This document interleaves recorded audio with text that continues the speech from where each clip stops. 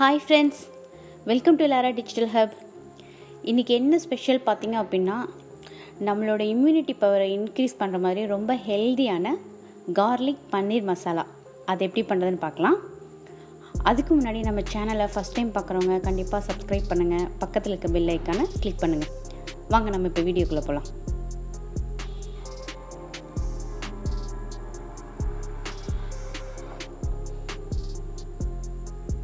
நான் ஒரு பவுல் எடுத்திருக்கேன். அதில் ஒரு கப் தயிர் சேர்க்குறேன்.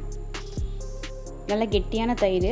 அதில் ஒரு ஸ்பூன் மிளகாத்தூள், 1/4 ஸ்பூன் மஞ்சத்தூள், 1 ஸ்பூன் ஜீரகத்தூள், கஸ்தூரி மேத்தி, ப்ளஸ் இது பூண்டு பேஸ்ட்டு. இது எல்லாத்தையும் சேர்த்து நம்ம ஒன்றா நல்லா மிக்ஸ் பண்ணிக்கலாம். தேவையான அளவு உப்பு போட்டு இது எல்லாத்தையும் ஒரு தண்ணி எதுவும் ஊற்ற வேணாம். ஏன்னா இந்த தயிர்லேயே இந்த மசாலா எல்லாத்தையும் நல்லா நம்ம ஒரு பேஸ்ட் கன்சிஸ்டன்சிக்கு மிக்ஸ் பண்ணி ரெடி பண்ணி வச்சுக்கலாம். பாருங்கள், இந்த மாதிரி இருந்தால் போதும்.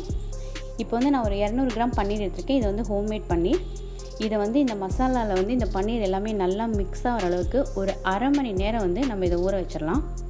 இதை ஒரு ஓரமாக ஒதுக்கிடலாம். இப்போ பார்த்திங்க அப்படின்னா ஒரு கடாயில் நான் ஒரு ஸ்பூன் எண்ணெய் ஊற்றி ஒரு 3 ஏலக்காய், ஒரே சைஸ் இஞ்சி பட்டை, 4-5 கிராம்பு இதெல்லாமே போட்டு நம்ம நல்லா வறுத்துடலாம். ஒரு 7 பூண்டு, ஒரு 2 சைஸ் இஞ்சி போட்டு இதெல்லாத்தையும் நல்லா வதக்கிடலாம். இதெல்லாத்தையும் நல்லா வதக்கிட்டு 2 பெரிய வெங்காயம் நான் குட்டி குட்டியாக கட் பண்ணி வச்சுருக்கேன். இதையும் போட்டு வெங்காயத்தை நம்ம நல்லா வதக்கி எடுத்துக்கலாம்.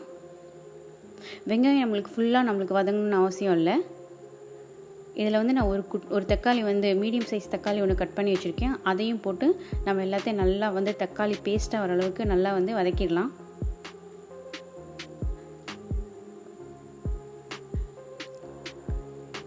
பாருங்கள், எல்லாமே நல்லா வதங்கி வந்துருச்சு. இதில் நான் ஒரு 7லேருந்து 8 முந்திரி சேர்க்குறேன். ஏன்னா நம்மளுக்கு பேஸ்ட் பார்த்திங்க அப்படின்னா அந்த டேஸ்ட் ரொம்ப டிஃப்ரெண்ட்டாக இருக்கும் முந்திரி சேர்த்தோன்னா.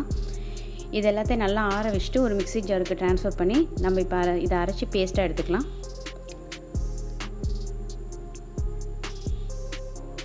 பாருங்கள், இதில் எதுலையுமே நம்ம தண்ணி சேர்த்த வேணாம். ஏன்னா தக்காளியில் வெங்காயத்தில் இருக்க தண்ணியே போதுமானது. இந்த கன்சிஸ்டன்சி போதும்.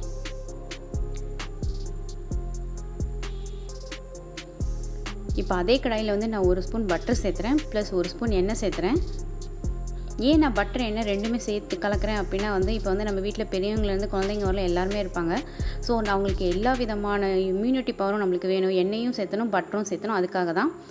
அதெல்லாம் நல்லா சூடேறி வந்ததுக்கப்புறம் 1 ஸ்பூன் ஜீரகம், 3 பிரிஞ்சி இலை போட்டு இதெல்லாத்தையும் நல்லா வதக்கிடலாம்.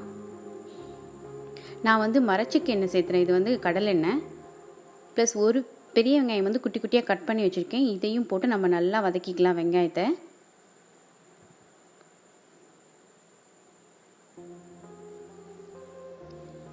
பாருங்கள், வெங்காயம் நல்லா வதங்கி வந்துடுச்சு. இப்போ 1/4 ஸ்பூன் மஞ்சத்தூள், 1 ஸ்பூன் மிளகாத்தூள், 1 ஸ்பூன் மல்லித்தூள், அகெயின் நான் 1 ஸ்பூன் ஜீரகத்தூள் சேர்த்துறேன்.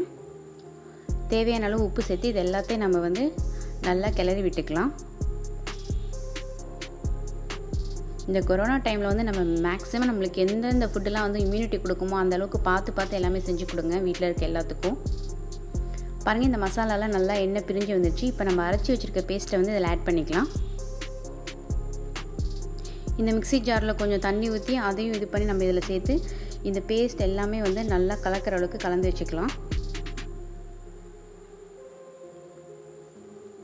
அடுப்பை மீடியம் ஃப்ளேமில் வச்சுட்டு இதை ஒரு மூடி போட்டு ஒரு 10 நிமிஷம் கொதிக்க விட்டுருங்க. பாருங்கள், இந்த பச்சை வாடை எல்லாம் போயிட்டு மசாலா எல்லாமே நல்லா வெந்து வந்திருக்கு. கரெக்டான பதத்தில் இருக்குது.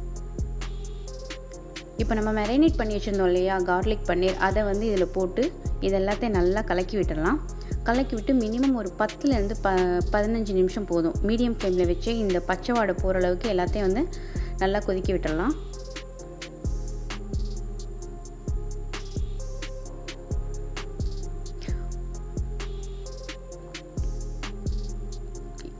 அவ்வளோதான். பாருங்கள், பச்சை வாடை எல்லாம் போயிட்டு எவ்வளோ நல்லா வெந்து வந்திருக்கு. எல்லாமே பார்க்குறதுக்கே இவ்வளோ நல்ல கலர்ஃபுல்லாக இருக்குது. ஆல்ரெடி நம்ம இதில் கஸ்தூரி மேத்தி எல்லாமே சேர்த்துருக்கோம். இப்போ நான் 1 ஸ்பூன் ஃப்ரெஷ் க்ரீம் இதில் சேர்த்துறேன். ஏன்னா டேஸ்ட் நம்மளுக்கு ரொம்ப நல்லாயிருக்கும். கொஞ்சோண்டு கொத்தமல்லி போட்டு இது எல்லாத்தையும் நல்லா கிளறி வச்சுக்கலாம். ஃப்ரெஷ் க்ரீம் வந்து ஆப்ஷனல் தான், உங்ககிட்ட இருந்தால் நீங்கள் சேர்த்துங்க. பாருங்கள், இது எல்லாத்தையும் நல்லா மிக்ஸ் பண்ணி வச்சுக்கோங்க. இப்போ நான் கடைசியாக 1 ஸ்பூன் வந்து கரம் மசாலா இதில் சேர்த்துறேன். இது எல்லாத்தையும் போட்டு நல்லா மிக்ஸ் பண்ணி ஒரு 5 நிமிஷம் வந்து நம்ம மீடியம் ஃப்ளேமில் வச்சுக்கலாம். அந்த கரம் மசாலா வந்து எல்லாத்துலேயும் நல்லா இறங்கட்டும். அதுக்குள்ளே நம்ம வந்து ஒரு 7லேருந்து 8 பல் பூண்டு எடுத்து குட்டி குட்டியாக கட் பண்ணி 1 ஸ்பூன் எண்ணெயில் இந்த பூண்டை போட்டு நல்லா வதக்கிடலாம். இதில் வந்து நான் கொஞ்சோண்டு மிளகாத்தூள் சேர்த்துறேன். ஏன்னா சாப்பிட்றதுக்கு கொஞ்சம் க்ரன்ச்சியாக எம்மியாக இருக்கும். அதனால பார்க்குறதுக்கே அப்படியே டெம்ட் ஆகுது எனக்கு. இதை வந்து இந்த பன்னீரில் நம்ம சேர்த்துடலாம். பாருங்கள் எவ்வளோ சூப்பராக இருக்குது. இது வந்து பார்த்திங்க அப்படின்னா நீங்கள் ரொட்டி, சப்பாத்தி, நான் எல்லாத்துக்கூடையும் சாப்பிட்லாம். எஸ்பெஷலி பூரிக்கு இது ரொம்ப பெஸ்ட்டு காம்பினேஷன். அவ்வளோதாங்க, நம்மளுக்கு ரொம்ப டேஸ்டியான கார்லிக் பன்னீர் ரெடி ஆகிடுச்சு. இப்போ நீங்கள் ஸ்டவ் ஆஃப் பண்ணிவிட்டு இதை வந்து நீங்கள் உங்களுக்கு ரொட்டி, சப்பாத்தி, தோசை இது கூட வேணாலும் சர்வ் பண்ணலாம். இன்றைக்கி நான் வந்து இதை பூரியோடு சர்வ் பண்ணியிருக்கேன். ரொம்ப எம்மியாக சூப்பரான கார்லிக் பன்னீர் ரெடி ஆகிடுச்சு. இதே மாதிரி நீங்கள் உங்கள் வீட்டில் ட்ரை பண்ணிவிட்டு எனக்கு எப்படி இருந்துச்சுன்னு கமெண்ட் பண்ணுங்கள். இதில் நம்ம சேர்த்துருக்க பொருட்கள் எல்லாமே நம்மளோட இம்யூனிட்டி பவரை இன்க்ரீஸ் பண்ணுறதுக்காக தான். அதனால தான் இந்த கார்லிக் பன்னீர் நம்ம பண்ணியிருக்கோம். கண்டிப்பாக வந்து இந்த டைமில் நீங்கள் எல்லாருமே இதை பண்ணி சாப்பிட்டு நல்லா இம்யூனிட்டி பவரை இன்க்ரீஸ் பண்ணுங்கள். தேங்க்ஸ் ஃபார் வாட்சிங்.